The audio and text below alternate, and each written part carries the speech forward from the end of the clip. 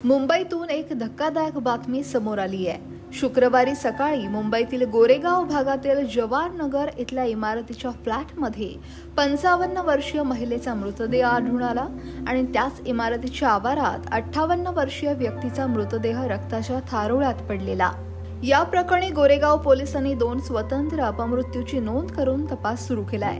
पोलिसांनी दिलेल्या माहितीनुसार हे दोघे पती पत्नी असून किशोर पेडणेकर असं मृत पुरुषाचं नाव आहे तर राजश्री पेडणेकर असं महिलेचं नाव आहे। राजश्रीचं मालाड इथं फिजिओथेरपी क्लिनिक आहे तर किशोर हे दहिसर इथल्या एका खासगी कंपनीत कामाला आहेत। एक सारस्वत बँकेच्या एटीएम शेजारी एक मयत इसम आढळलेला होता, तर त्याला घेऊन पोलीस स्टेशनची गाडी हॉस्पिटलमध्ये गेली, ट्रॉमा हॉस्पिटलमध्ये गेली, जिथे त्याला दाखलपूर्व मयत घोषित करण्यात आलं।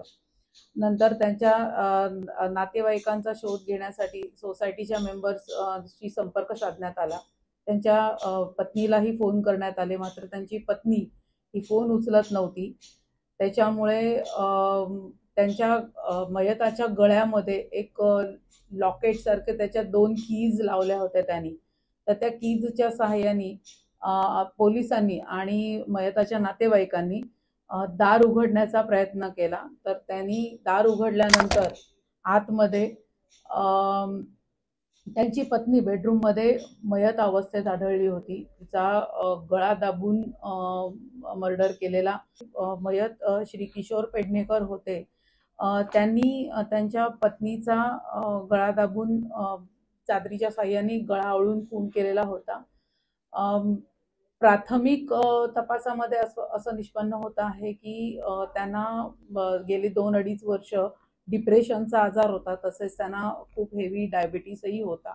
त्याच्या संबंधी आम्ही तपास करत आहोत। आणि ही कंपनी जिम उपकरणं पुरवण्याचं काम करते।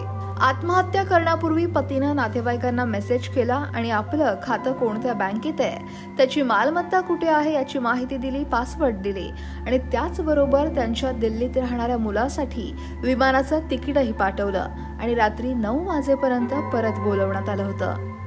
राजश्री पेडणेकर या महिलेची तिच्याच पतीनं गळावळून हत्या केली। या हत्येनंतर किशोर पेडणेकर यांनी त्यांच्या राहत्या इमारतीच्या टेरेसवरून उडी घेऊन जीवन संपवलं।